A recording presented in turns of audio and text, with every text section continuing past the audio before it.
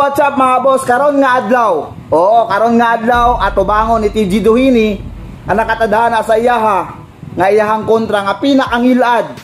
Walay lain kining si Naoya Inoue nga gitawag og The Monster ng Japan. Pero bago ang lahat mga boss, siyempre kung hindi ka pa napag-subscribe sa aking YouTube channel, ano pang hinintay mo, mag-subscribe na dito kay BM Sulil Vlogs aka Batang Mindanao. Kasi bakit mga boss? Ako yung kaibigan na hindi nang iiwan. Alam na mga subscriber ko yan. Okay, pag-uusapan natin ngayon itong si TG Duhini.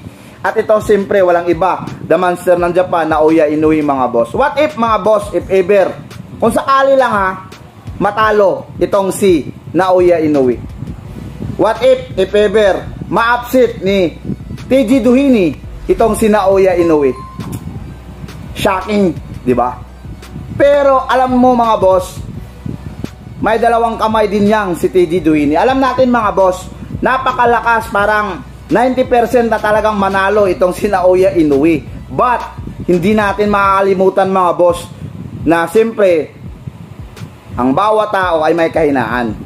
At ang bawat tao mga boss, alam natin mga boss, na may puso yan. Pag may puso mga boss, ibig sabihin, alam natin mga boss, makakaramdam din yan ng takot. At alam din natin mga boss, na sa bawat laro, may panalo at saka may talo. And dito na papasok yung what if mga boss, kung sakali lang na matalo at manalo itong si TG Duhini.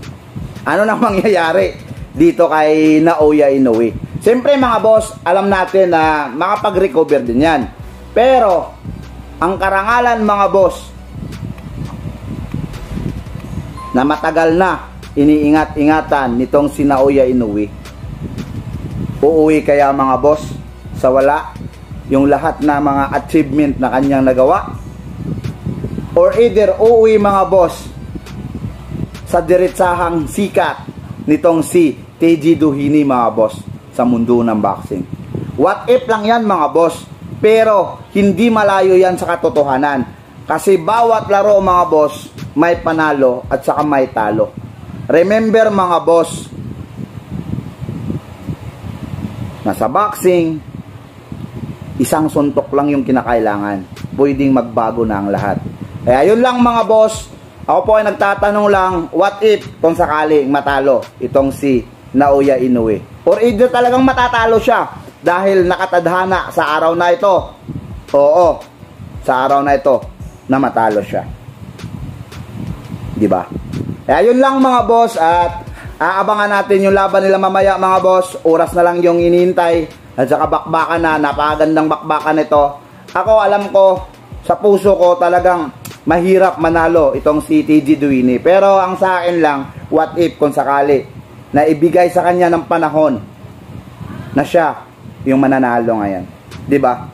Kasi pag tao mga boss, alam natin may kahinaan yan. Pag may puso talaga, minsan sa billiard sinasabi nila pag may puso may kaba. Hindi naman robot si Naoya Inoue na pwedeng mananatili siya mga boss na talagang sobrang lakas niya, 'di ba?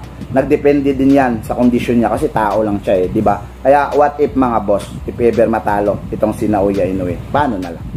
'Yan lang mga boss.